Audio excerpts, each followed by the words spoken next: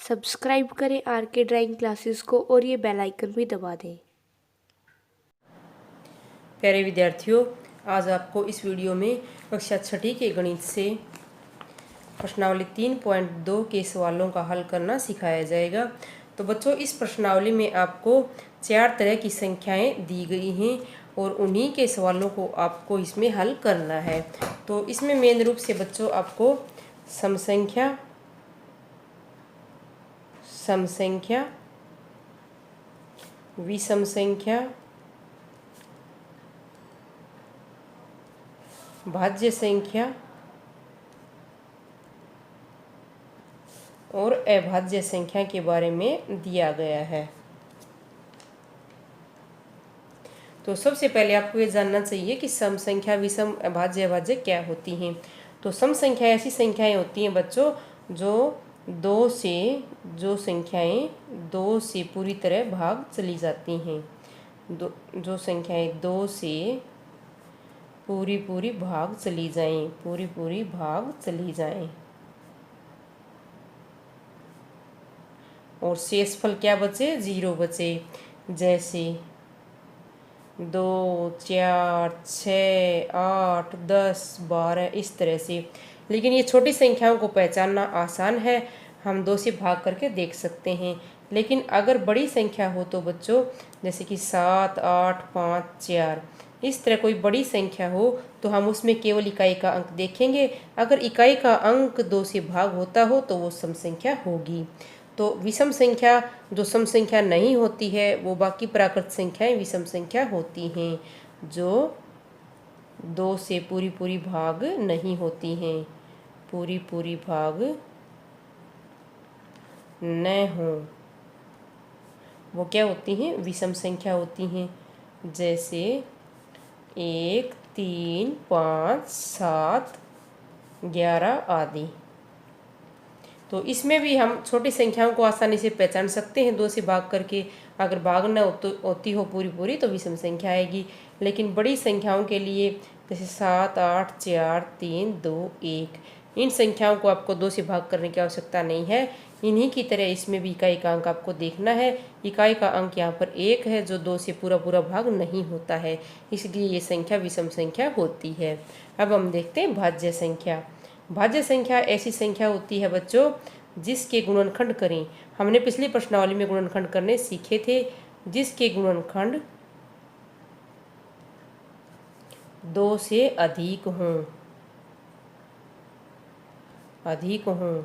और भाज्य और अभाज्य संख्या बच्चों ये होती है कि जिसके गुणनखंड केवल 2 हों। जिस संख्या के गुणनखंड या जिसके गुणनखंड केवल 2 हों। तो बच्चों यहाँ पर पहले हम अभाज्य संख्या को देखते हैं। केवल 2 गुणनखंड कैसे होंगे? जैसे कि 2 के केवल 2 गुणनखंड होते हैं, 1 और 2। 3 के भी 1 और 3 ही होते हैं। जैसे 11 के भी 1 और 11 2 ही गुणनखंड होते हैं। बाकी ये किसी के पाड़े में नहीं आते हैं और किसी से पूरा भाग नहीं जाते हैं, इनके और गुणनखंड नहीं होते हैं। तो इस तरह की संख्याएं जैसे 2, 3, 5, 7, 11, 13 जिनके केवल 2 गुणनखंड हो उनको हम बोलते हैं अभाज्य संख्याएं। और जिनके गुणनखंड 2 से अधिक हों, जैसे कि है 4 के गुणनखंड 1, 2 और 4 यानी कि 3 हैं, 2 से ज़्यादा हैं तो 4, 6, 8, 10, 9। तो इस तरह से ऐसी संख्याओं को जिनके गुणनखंड 2 से ज़्यादा हों उनको हम भाज्य संख्याएं बोलते हैं। लेकिन जिनके गुणनखंड केवल 2 हों उनको हम क्या बोलेंगे? अभाज्य संख्या बोलेंगे। तो हमने सम संख्या, विषम, भाज्य, अभाज्य के बारे में यहाँ पर जान लिया है। अब हम प्रश्नावली के सवालों को करना सीखते हैं। तो क्वेश्चन नंबर 1 देखते हैं बच्चों। बताइए कि किन्हीं 2 संख्याओं का योग सम होता है या विषम होता है यदि वे दोनों ए विषम संख्याएं हों, बी पार्ट में दिया है सम संख्याएं हों। तो पहले हम ए पार्ट लिखते हैं। ए पार्ट विषम संख्याएं हों दोनों। यदि दोनों संख्याएं विषम संख्याएं हों विषम संख्याएं हों। तो हम इनका योग करके देख लेते हैं, फिर हमें पता चल जाएगा सम आता है या विषम आता है बच्चों। तो दोनों संख्याएं विषम संख्याएं लेंगे। विषम संख्याएं ऐसी संख्याएं होती हैं जो 2 से पूरा पूरा भाग नहीं जाती हैं। अभी अभी हमने देखा था उनके बारे में। तो हम यहाँ पर 2 संख्याएं विषम संख्याएं ले लेते हैं, जैसे कि 3 जमा में 5 बराबर है 8। या एक और उदाहरण लें तो 7 जमा में 11 बराबर है 18। तो यहाँ पर 18 और 8 दोनों ही क्या हैं, सम संख्याएं हैं। इसलिए दोनों संख्याएं अगर विषम संख्याएं होंगी तो योग क्या होगा, योग होगा सम। तो योग सम संख्या होगा।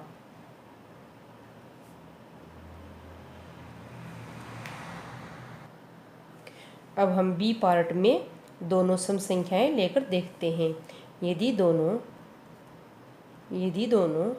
सम संख्याएं हों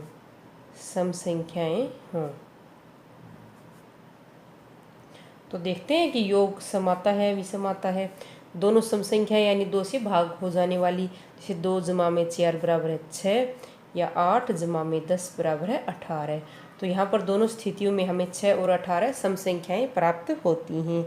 इसलिए अगर 2 सम संख्याएं होंगी तो भी हमें योग क्या होगा, सम संख्या ही प्राप्त होगी। तो यहाँ पर भी हम यहाँ पर लिख सकते हैं कि दोनों सम संख्याओं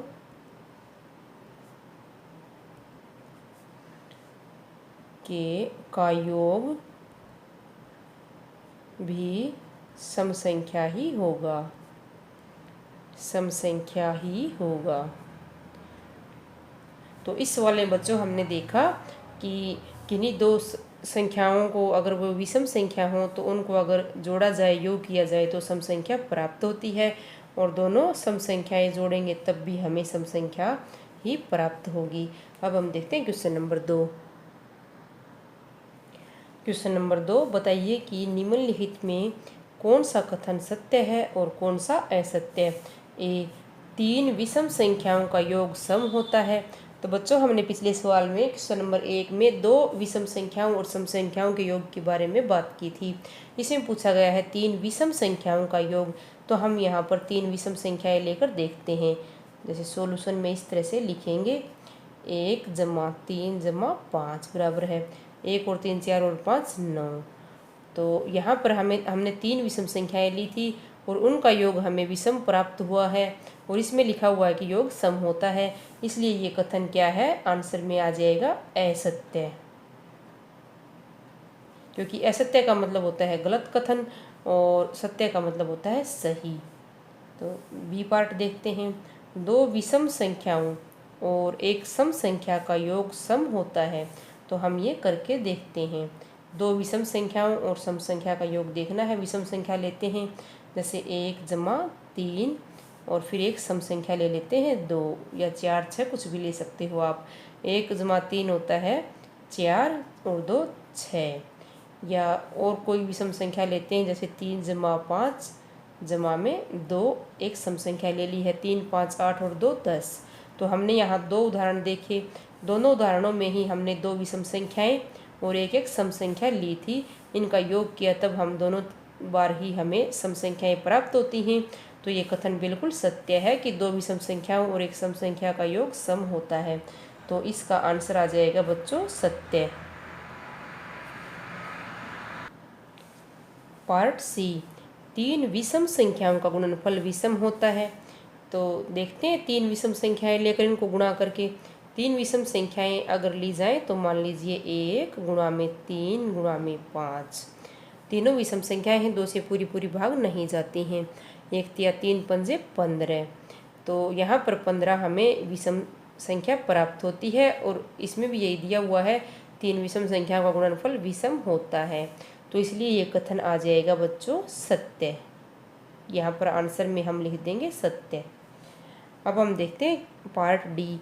यदि किसी सम संख्या को 2 से भाग दिया जाए तो भागफल सदैव विषम होता है। इसमें बताया गया है कि अगर कोई सम संख्या हो, उसको अगर 2 से भाग देंगे तो भागफल सदैव का मतलब होता है सदा ही या हमेशा विषम होता है। तो हम ये करके देखते हैं। हम यहाँ पर सम संख्या लेते हैं, जैसे कि 20 भाग में 2 बराबर है आता है 10। 20 को 2 से भाग देंगे तो 10 आएगा। या फिर हम 14 को 2 से भाग देंगे तो ये आएगा 7, 2 सत्ते 14। और कोई संख्या लेकर देखेंगे, जैसे 16 भाग में 2 8 आएगा। तो यहाँ पर हमने देखा कि सम संख्या 20, 14 और 16 को हमने 2 से भाग किया तो 10, 7 और 8 क्रमशः प्राप्त होता है। तो यहाँ पर केवल 7 विषम संख्या है, ये दोनों सम संख्याएं हैं। अर्थात 2 से अगर किसी सम संख्या को भाग देंगे तो हमें सम या विषम दोनों तरह की संख्याएं प्राप्त होती हैं। इसलिए सदैव विषम होता है भागफल, ये गलत कथन है। इसलिए यहाँ पर आंसर में आ जाएगा बच्चों असत्य, असत्य। अब देखते हैं ई पार्ट। सभी अभाज्य संख्याएं विषम हैं। तो बच्चों ये कथन है असत्य, असत्य। क्यों है? क्योंकि सभी अभाज्य संख्याएं विषम नहीं हैं, क्योंकि दो ऐसी अभाज्य संख्या है, दो अभाज्य संख्या भी है और सम संख्या भी है। क्योंकि दो ऐसी अभाज्य संख्या है जो कि सम संख्या होती है, जो कि सम संख्या भी है। तो ये अपवाद होता है बच्चों। बाकी सभी जो सम संख्याएं होती हैं 2 से बड़ी, वो सभी भाज्य होती हैं, लेकिन दो ऐसी अभाज्य संख्या है जो कि सम संख्या भी है, इसलिए कथन असत्य आ जाएगा। अब हम अगला पार्ट देखते हैं। अब हम देखते हैं पार्ट एफ। अभाज्य संख्याओं के कोई गुणनखंड नहीं होते। तो ये कथन बच्चों असत्य है, क्योंकि हमने अभाज्य संख्याओं की परिभाषा में शुरुआत में ही देखा था कि अभाज्य संख्याओं के भी गुणनखंड होते हैं, केवल 2 गुणनखंड होते हैं। अभाज्य संख्याओं के केवल 2 गुणनखंड होते हैं, 2 गुणनखंड होते हैं। एक तो स्वयं संख्या होती है और एक होता है, एक और स्वयं वह संख्या या स्वयं दी गई संख्या। तो यहाँ पर यह कथन असत्य आ जाएगा। अब देखते हैं जी पार्ट। 2 अभाज्य संख्याओं का योग सदैव सम होता है। तो बच्चों ये हम करके देखते हैं कि 2 अभाज्य संख्याओं का योग सदैव सम होता है क्या। सॉल्यूशन करके देखते हैं। पहले 2 अभाज्य संख्याएं लेते हैं, जैसे कि 2 एक अभाज्य संख्या है, जमा में 3 5 आ जाएगा। लेकिन 5 क्या है? विषम संख्या है, इसलिए सदैव का अर्थ है सदा ही सम होता है। ये कथन गलत है, असत्य है, क्योंकि यहाँ पर सम के बजाय विषम संख्या हमें प्राप्त हुई है। एच पार्ट देखते हैं। केवल 2 ही एक सम अभाज्य संख्या है। तो बच्चों केवल 2 ही ऐसी सम संख्या है जो कि अभाज्य संख्या है। ये हमने पिछले पार्ट में भी एक में देखा था। तो ये कथन बिल्कुल सत्य आ जाएगा, आंसर में आ जाएगा सत्य। हमने वहाँ पर देखा था कि 2 एक सम संख्या भी है और 2 सबसे छोटी अभाज्य संख्या भी है। अब देखते हैं आई। सभी सम संख्याएं भाज्य संख्याएं हैं, लेकिन ये कथन गलत है बच्चों, असत्य है, क्योंकि सभी सम संख्याएं भाज्य संख्याएं नहीं हैं। 2 एक अभाज्य संख्या है और सम संख्या भी है। यहाँ पर भाज्य संख्याएं लिखा हुआ है, इसलिए कथन असत्य हो जाता है। अब जे पार्ट देखते हैं। 2 सम संख्याओं का गुणनफल सदैव सम होता है। हम 2 सम संख्याएं लेकर देखते हैं, जैसे कि 2 गुणा में 4 8 या 4 गुणा में 6, दोनों सम संख्याएं हैं। 4 6 24, दोनों स्थितियों में हमें 8 और 24 सम संख्याएं प्राप्त होती हैं। तो इसलिए यह कथन है सत्य। अब हम अगला क्वेश्चन देखते हैं। Question number 3। संख्या 13 और 31 अभाज्य संख्याएं हैं। इन दोनों संख्याओं में 2 अंक 1 और 3 हैं। 100 तक की संख्याओं में ऐसे अन्य सभी युग्म ज्ञात कीजिए। तो बच्चों हमें यहाँ पर संख्या 13 और 31 दो अभाज्य संख्याएं दी गई हैं और ये युग्म के रूप में दी गई हैं। ऐसे युग्म के रूप में कि ये दोनों अभाज्य संख्याएं हैं और दोनों के अंक परिवर्तन करने पर दोनों में एक समान अंक हैं। अंक परिवर्तन करने पर दोनों 2 अलग अलग संख्याएं बनती हैं। तो इसके लिए बच्चों हमें 100 तक की संख्याओं में सभी अभाज्य संख्याएं हमें ढूंढनी पड़ेंगी। तो हम यहाँ पर 2 अंक की संख्याएं देखेंगे, इसलिए 11 से शुरू करेंगे क्योंकि 10 पहली 2 अंकों की संख्या है, लेकिन ये भाज्य है। तो हम यहाँ पर 11 से शुरू करेंगे। तो 11 से लेकर 100 तक की सभी अभाज्य संख्याएं लिखेंगे। पहले सभी अभाज्य संख्याएं, अभाज्य संख्याओं का हमें पता है कि जिनके केवल 2 गुणनखंड होते हैं, एक तो वो संख्या स्वयं और एक। तो 11, फिर 11 के बाद आएगा बच्चों 13, फिर 14, 15, 16 के ज़्यादा गुणनखंड होते हैं 2 से, तो वो नहीं आएंगी। यहाँ पर आएगा 17, फिर 19, 19 के बाद 20, 21 के गुणनखंड होते हैं 2 से ज़्यादा, फिर आएगा 23, फिर 24, 25, 26 के भी 2 से ज़्यादा गुणनखंड हैं। इसके बाद 27, 28 के भी 2 से ज़्यादा गुणनखंड होते हैं। अब आएगा बच्चों 29, 29 के बाद बच्चों आएगा 30 के गुणनखंड 2 से ज़्यादा हैं, इसलिए 31 आ जाएगा। 31 के बाद 37 आएगा, फिर 37 के बाद बच्चों अभाज्य संख्या आती है हमारी 41। 41 के बाद 43 आती है, 43 के बाद 47, 53, 59, फिर 61, फिर 67, 71, 73, 79, फिर 83, 89 और 97 और 98, 99, 100 सभी क्या होती हैं, भाज्य संख्याएं होती हैं। अगर आपको ये अभाज्य संख्याएं अच्छे से नहीं पता है तो आप पिछले पृष्ठ पर जो आपकी प्रश्नावली दी गई है उससे पिछले पृष्ठ पर छलनी विधि से आपको ये सिखाया गया है, और मैंने भी एक वीडियो बनाई है भाज्य और अभाज्य संख्याएं निकालने के लिए, तो आप उसको भी देखकर ये संख्याएं निकालना सीख सकते हैं। तो अब हम इसमें युग्म देखते हैं। 11 को हम नहीं ले सकते क्योंकि हमें 2 अलग अलग अंक चाहिए। 13 यहाँ पर आ चुका है बच्चों। हम यहाँ पर 17 को देखते हैं। तो 17 को उल्टा करके देखते हैं कि 71 भी एक अभाज्य संख्या है। तो यहाँ पर एक युग्म हो जाएगा। यहाँ पर हम लिख लेते हैं कि अभाज्य संख्याओं का युग्म, अभाज्य संख्याओं का युग्म। तो हमें यहाँ पर पहला युग्म मिल गया है 17 और 71, 17 और 71। और देखते हैं, और बच्चों फिर है आगे 19, लेकिन 91 इसका उल्टा होता है, 91 नहीं है। फिर 23 का उल्टा 32 होता है, 32 अभाज्य नहीं है। 29, फिर 92 नहीं है। 31 यहाँ पर पहले ही आ चुका है, हम नहीं लिख सकते। 37 को देखते हैं, 37 का विपरीत होता है 73 इसमें अभाज्य संख्याओं में दिया गया है, भाज्य संख्या है। तो यहाँ पर 37 और 73। और देखते हैं बच्चों 41 का विपरीत 14 होता है, यहाँ पर नहीं है। 43 का 34, 47 का भी उल्टा होता है 74, लेकिन 74 यहाँ पर नहीं है। 53 का उल्टा 35 होता है, वो भी यहाँ पर नहीं है। फिर 59 का 95 होता है, 95 एक भाज्य संख्या होती है, भाज्य नहीं होती है। 61 का उल्टा 16 भी नहीं है। 67 का 76 भी यहाँ नहीं है।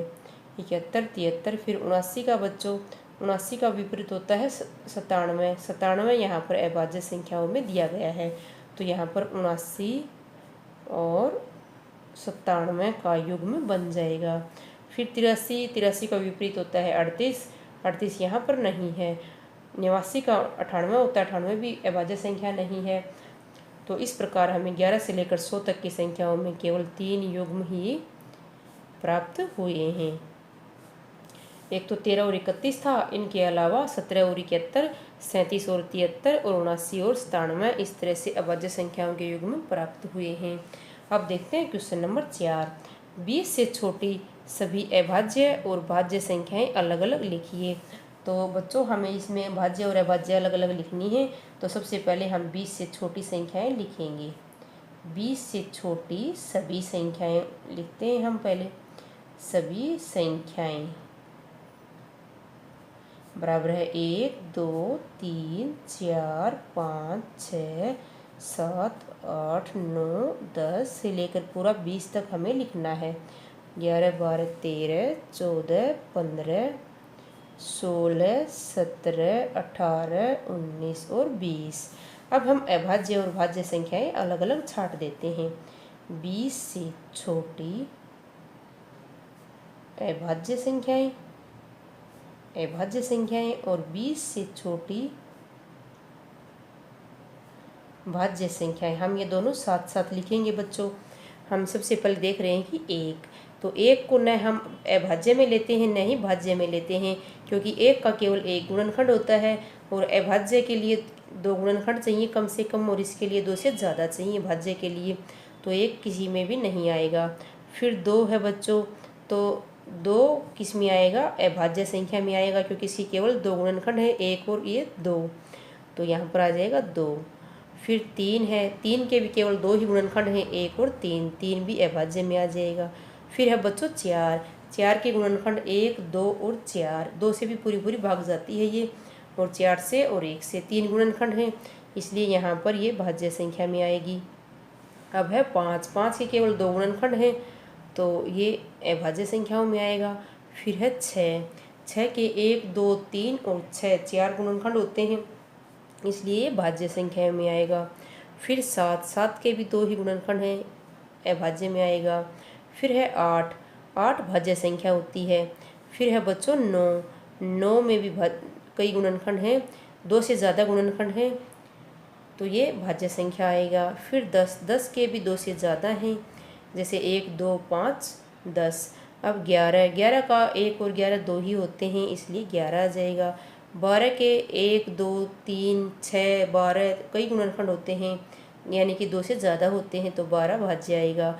13 का केवल एक और 13 ही होता है, और 14 का दो से ज़्यादा होते हैं, जैसे एक, दो, 7, 7 दूनी 14 होता है, तो 14 भाज्य संख्याएँ आ जाएगी। 15, 1, 3, 5 इसके भी दो से ज़्यादा हैं, भाज्य संख्याएँ आएगी।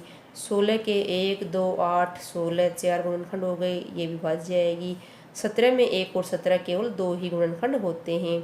फिर 18 है बच्चों, 18 के भी कई गुणनखंड होते हैं, जैसे 1, 2, 3, 9। फिर 19, 19 के केवल दो गुणनखंड होते हैं, 1 और 19। 20 के भी दो से ज़्यादा गुणनखंड हैं, जैसे 1, 2, 5, 4 और 10, 20। तो इस तरह से हमने 20 से छोटी अभाज्य और भाज्य संख्याओं को अलग अलग लिखा। अब हम देखते हैं क्वेश्चन नंबर 5, 1 और 10 के बीच में सबसे बड़ी अभाज्य संख्या लिखिए।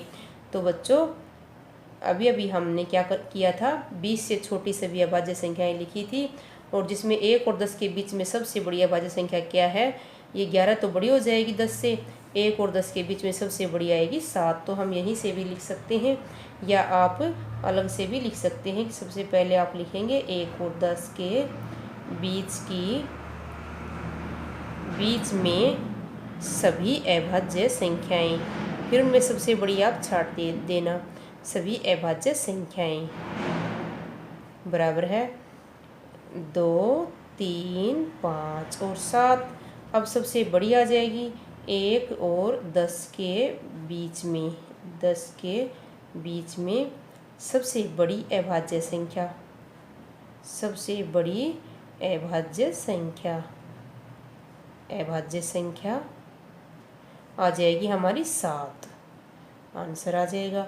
अब देखते हैं अगला क्वेश्चन, क्वेश्चन नंबर 6, निम्नलिखित को दो विषम अभाज्य संख्याओं के योग के रूप में व्यक्त कीजिए। यहाँ पर ये ए 44, बी 36, सी 24 और डी में 18, इस तरह से चार संख्याएं दी गई हैं। इनको हमें दो विषम अभाज्य, विषम संख्याएं भी हों और अभाज्य भी हों, इस तरह की संख्याओं के योग के रूप में लिखना है। यानी कि इनके ऐसे टुकड़े बनाने हैं, जो ऐसे दो दो टुकड़े बनाने हैं जो विषम संख्याएं भी हों और अभाज्य भी हों। तो 44 को हम लिख सकते हैं बच्चों ऐसी दो संख्याओं के रूप में, जैसे 3 जमा में 41, इनको अगर जोड़ेंगे तो 44 आएगा, और 3 विषम भी है और अभाज्य भी है, और इसी तरह से 41 भी अभाज्य और विषम संख्या है। इसी तरीके से बच्चों हम 36 को भी लिख सकते हैं 5 जमा 31 के रूप में। तो यहाँ पर भी आप देख सकते हैं 5 और 31 दोनों विषम संख्याएं भी हैं और अभाज्य भी हैं। फिर सी पार्ट में बच्चों जैसे हम लिख सकते हैं इसको 19 जमा में 5 के रूप में। 19 हमने अभी अभी देखा था पीछे की अभाज्य संख्या थी, और 5 भी अभाज्य संख्या है, और दोनों ही विषम संख्याएं भी हैं। अब डी पार्ट में देखते हैं, तो 11 जमा में 7 के रूप में लिख सकते हैं या 13 जमा में 5 के रूप में भी लिख सकते हैं। इनको भी आप इसी तरह से और भी दूसरी अभाज्य संख्याओं के रूप में जो विषम भी हों के रूप में लिख सकते हैं। तो अब देखते हैं क्वेश्चन नंबर 7। अभाज्य संख्याओं के ऐसे 3 युग्म लिखिए जिनका अंतर 2 हो। टिप्पणी: 2 अभाज्य संख्याएं जिनका अंतर 2 हो अभाज्य युग्म कहलाती है। हमें यहाँ पर ऐसी दो अभाज्य संख्याएं लिखनी है। युग्म का अर्थ जोड़ा या दो संख्या। 3 लिखनी है, 3 युग्म लिखने हैं जिनका अंतर 2 हो। तो हम यहाँ पर पहला युग्म लिखेंगे 3 और 5 का, क्योंकि हमें पता है कि 3 अभाज्य संख्या है और 5 भी, और इनका अंतर भी 2 है। दूसरा युग्म हम लिखेंगे 5 और 7 का। दोनों अभाज्य संख्याएं हैं, दोनों में अंतर है 2 का, और 11 और 13। और अन्य युग्म लिखवाने हो तो बच्चों आप लिख सकते हैं, जैसे 17 और 19, 41 और 43, और भी अन्य इस तरह के युग्म आपको मिल सकते हैं। अब देखते हैं क्वेश्चन नंबर 8। निम्नलिखित में से कौन सी संख्याएं अभाज्य संख्याएं हैं? तो अभाज्य संख्याएं ऐसी संख्याएं होती हैं बच्चों जिनके केवल 2 गुणनखंड हो। तो यहाँ पर 23 में हम 1 और 23 इसके केवल 2 गुणनखंड हैं। 51 में 1 गुणा 17 और 3 गुणा 17 और 1 गुणा में 51, यानी कि 3, 17, 1, 51 4 गुणनखंड हैं। 37 में 37 गुणा 1 1 ही गुणनखंड है। 26 में 2 गुणा में 13 और 26 गुणा में 1, यानी 1 2 3 4 गुणनखंड हैं। तो इन केवल 23 और 37 अभाज्य संख्याएं हैं। इसमें आंसर में आ जाएगा कि 23, ए पार्ट 23 और सी पार्ट 37 अभाज्य संख्याएं हैं, क्योंकि केवल इन्हीं दो के दो गुणनखंड हैं, बाकी के 4 हैं संख्याएं हैं। अब क्वेश्चन नंबर 9 है। 100 से छोटी 7 क्रमागत भाज्य संख्याएं लिखिए जिनके बीच में कोई अभाज्य संख्या नहीं हो। तो ऐसी संख्याएं बच्चों 90 से लेकर 90, 91, 92, 93, 94, 95 और 96, ये 7 संख्याएं, ये 7 क्रमागत संख्याएं हैं। 100 से छोटी हैं और क्रमागत यानी कि लगातार हैं, और सारी की सारी भाज्य संख्याएं हैं, यानी इनके 2 से ज़्यादा गुणनखंड हैं, और इनके बीच में कोई अभाज्य संख्या नहीं है, लगातार हैं ये। बाकी आपको सारणी में अगर आप देखेंगे पिछले पृष्ठ पर, तो आपको कहीं भी 7 ऐसी लगातार संख्याएं नहीं मिलेंगी जो भाज्य संख्याएं हों। तो इस तरह से 100 से छोटी 7 क्रमागत संख्याएं 90 से 96 तक होती हैं। अब देखेंगे अगला क्वेश्चन नंबर 10। निम्नलिखित में से प्रत्येक को 3 अभाज्य संख्याओं के योग के रूप में लिखिए। अभी एक क्वेश्चन में हमने 2 अभाज्य संख्याओं के रूप में लिखा था। अब हमें इनमें 3 अभाज्य संख्याओं के रूप में लिखना है, यानी कि उनका जोड़ करें तो हमें 21, 31, 53 और 61 प्राप्त हो, और वो अभाज्य संख्याएं हों। तो हम 21 को बच्चों इस तरह से लिख सकते हैं कि जैसे 3 जमा 5 जमा 13। अगर हम इनको जोड़ेंगे 3 जमा 5 8 और 13 21 आ जाएगा, और तीनों अभाज्य संख्याएं हैं। इसी तरीके से हम 31 को भी 23 + 5 + 3 के रूप में लिख सकते हैं। 23 और 5 28 और 3 31 होता है।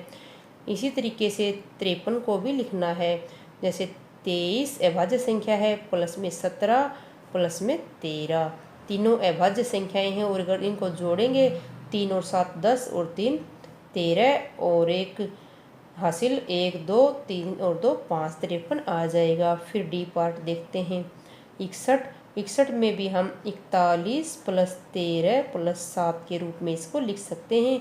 इन तीनों को जोड़ेंगे तो 61 आएगा, और तीनों अभाज्य संख्याएं हैं। अब हम देखते हैं अगला क्वेश्चन नंबर 11। 20 से छोटी अभाज्य संख्याओं के ऐसे 5 युग्म लिखिए जिनका योग 5 से विभाज्य हो। 5 से विभाज्य यानी 5 से भाग जाता हो। संकेत 3 जमा 7 10। इस तरह से हमें अभाज्य संख्याओं के जोड़े लिखने हैं जो कि 5 से भाग जाते हों। तो हमें यहाँ पर 5 युग्म लिखने हैं जो 20 से छोटे हैं। नंबर 1, नंबर 2, 3, 4 और 5। हमें यहाँ पर 5 युग्म लिखने हैं। तो हमें पता है कि 5 से भाग होने के लिए इकाई का अंक या तो 5 होना चाहिए या 0 होना चाहिए। तो हमें ऐसे युग्म बनाने हैं जिसमें इकाई का अंक 5 आए या 0 आए। तो इस तरह से युग्म बच्चों जैसे 2 और 3 को लिख सकते हैं। जैसे 2 जमा 3 5, 5 को भाग करेंगे तो आ जाएगा, भागफल आ जाएगा 1, पूरा पूरा भाग चला जाएगा। अब हम लिख सकते हैं बच्चों 2 और 13 को, 2 और 13 15, 15 होता है, 15 ही 5 से भाग चला जाता है। अब हम लिख सकते हैं बच्चों 3 और 17, 17 और 3 20 होते हैं, 20 ही 5 से पूरा पूरा भाग चला जाता है। और नंबर 4 बच्चों हम लिख सकते हैं 13 और 7, क्योंकि 13 और 7 20 होते हैं, 20 5 से पूरा पूरा भाग चला जाता है। और एक संकेत में दिया गया जैसे 3 और 7, 3 और 7 को जोड़ेंगे तो आ जाएगा 10, 10 भी 5 से पूरा पूरा भाग हो जाता है। तो इस तरह से हमने इसमें 5 युग्म लिख दिए हैं जो 5 से पूरे पूरे भाग होते हैं। अब देखते हैं क्वेश्चन नंबर 12। निम्न में रिक्त स्थानों को भरिए, यानी खाली स्थान दिया हुआ है उनको भरना है। वह संख्या जिसके केवल 2 गुणनखंड हो एक क्या कहलाती है? जिसके 2 गुणनखंड हो। हमने कई सवालों में देखा है इस तरह से, जिसके 2 गुणनखंड होते हैं उसको बोलते हैं अभाज्य संख्या। अभाज्य संख्या। बी वह संख्या जिसके 2 से अधिक गुणनखंड हो एक भाज्य संख्या कहलाती है, भाज्य संख्या। एक न तो अभाज्य संख्या है और न ही भाज्य संख्या है, इसको हम किसी में भी नहीं गिनते हैं क्योंकि इसका एक गुणनखंड होता है और अभाज्य के लिए भी कम से कम 2 चाहिए, और न ही यह भाज्य संख्या है। सबसे छोटी अभाज्य संख्या, सबसे छोटी अभाज्य संख्या हमने देखा था पिछले सवालों में भी 2 होती है, और सबसे छोटी भाज्य संख्या होती है बच्चों 4, क्योंकि 2 के बाद जब 3 आता है तो 3 भी अभाज्य ही होती है, इसलिए सबसे छोटी भाज्य संख्या होती है 4। सबसे छोटी सम संख्या होती है 2। तो इस तरह से बच्चों हमने इस वीडियो में कक्षा 6ठी के गणित से प्रश्नावली 3.2 के प्रश्नों का हल करना, प्रश्नावली 3.2 के सवालों का हल करना सीखा।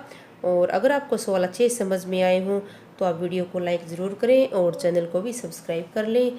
थैंक यू बच्चों।